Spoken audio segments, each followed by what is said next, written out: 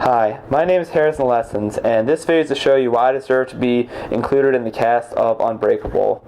I'm currently a full-time student at Towson University, majoring in the exercise science department. I'm hoping to take that in the direction of becoming an ACE certified personal trainer. Now, I'm currently in the studious stage, so in the meantime I'm working as a lifeguard at Towson's pool and as a busser at the Cheesecake Factory. Granted, with all of these different obligations, jobs, being a full-time student, and doing all of the physical training to stay on top of my game for events of this caliber, I need to be a pretty determined and focused individual, but I wasn't always like that. Let's turn the clock back about a year. Now, you're looking at something completely different. I'm living the carefree college lifestyle, going out, having a few brews on the weekend, having a jolly good time.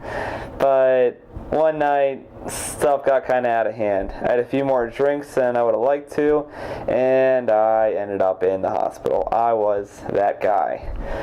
So at first I thought this was kind of a funny story to tell people, like, I got all sloshed and hammered and it's all great, right?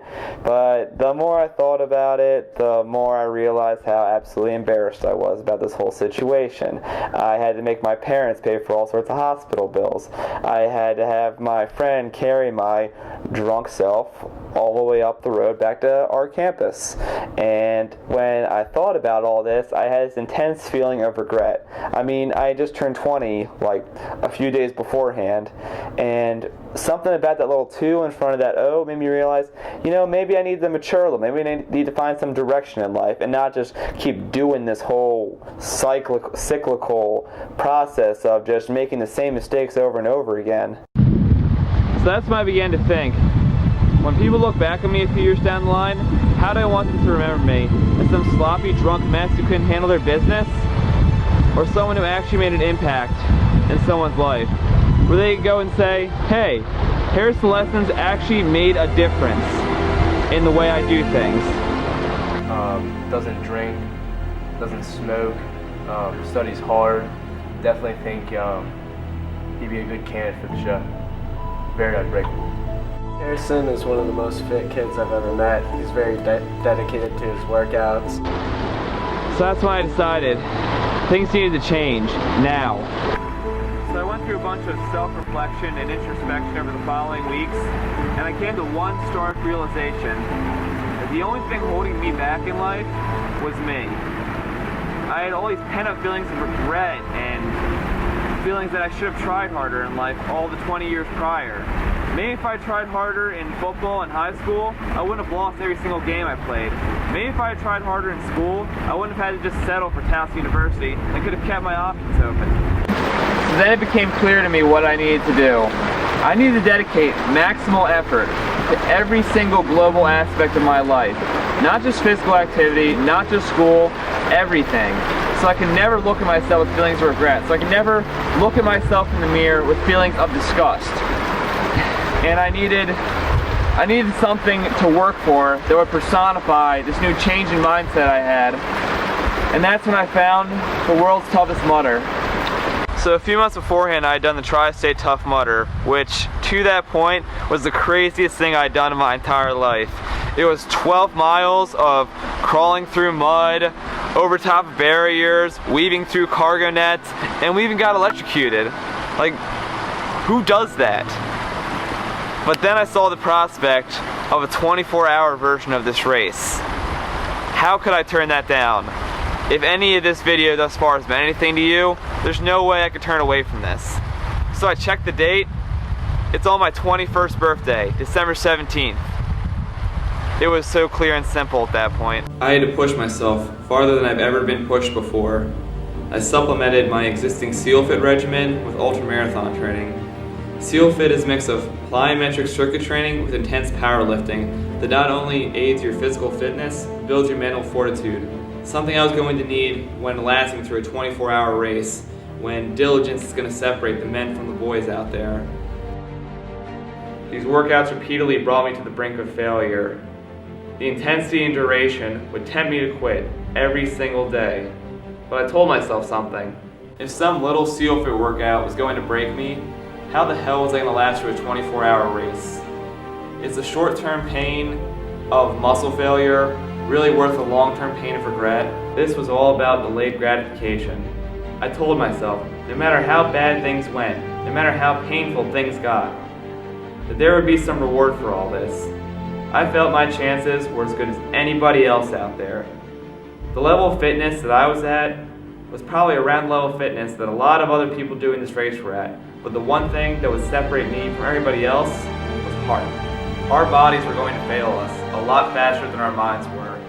And so if I could build my mental toughness to the point where I could outlast everybody else, then I could really pull this thing off. I maintained a very strict paleo diet, which pretty much included anything I could kill with a spear or pick off a tree.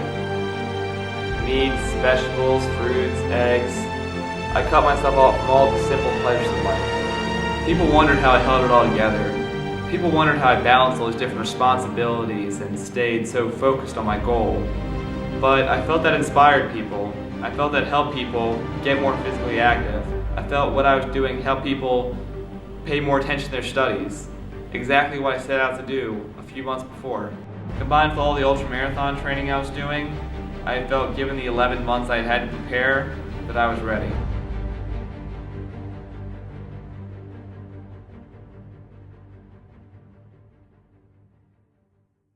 Even with all this, I stayed on top of my schoolwork, and I've landed on the dean's list of my school the past 2 semesters. So I'm not just some simple meathead. I know my shit. As much as my workouts got me in shape physically and mentally, I needed the practice and the kind of elements I'd be in, so I participated in smaller mud races leading up to the world's toughest mudder. These included the Warrior Dash, the Metro Dash, the Rebel Race, the individual Tough Mudders, but I also used them as a chance to express myself. I dressed in little costumes to dick around, so to speak, be it a man in a Superman cape or a Teenage Mutant Ninja Turtle, Michael Vick, a Yellow Man suit. I had a lot of fun with it. My friend even called me the Lady Gaga of mud racers. Funny thing is, I'm Harrison's roommate. Who's Harrison Mitchell Lessons? Well, he's that kid. This man runs with a weight vest in sub-freezing weather in the rain. Harrison's like a Ferrari. He doesn't just use regular gas. Eats clean all the time. High performance kind of guy. He's my man. This man is the meat and potatoes to other people's success to getting them there. You have to understand what it's like waking up to such a determined creature in the morning. He will push you to the limit. He is not afraid to push himself.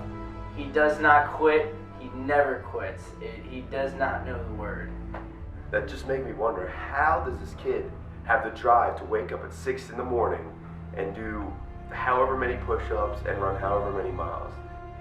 So I guess this is the part of the video where I tell you that after all my hard work, it finally paid off, and I accomplished my goal of completing this race. But that's not exactly what happened. I get about 16 hours through this obstacle course before a hamstring injury forces me out of the competition. People said I should be satisfied with that. People said, you should be good with going around 80th place. Good job. It's all about the experience, right? Wrong, that doesn't cut it for me. I didn't wake up every Thursday morning to run a marathon, not finish this thing out. I didn't sacrifice my Saturday nights to not complete my goal. I didn't sacrifice spending time with my friends and my family just to come home with my tail tucked between my legs. You can't have success sitting in the palm of your hand, let it slip through your fingers, and not expect that to bother me. Every single morning since, I've woken up a little bit pissed off because I remember exactly what it felt like to be laying on that cold, freezing Jersey lake, powerless, defeated, and unable to finish what I started. But this isn't over yet. I'm still standing here, ready to rock and roll.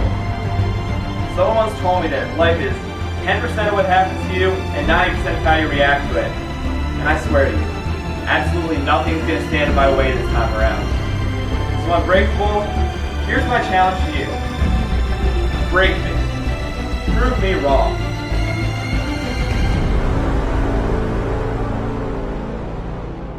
Harrison Mitchell Lessons is an unbreakable person.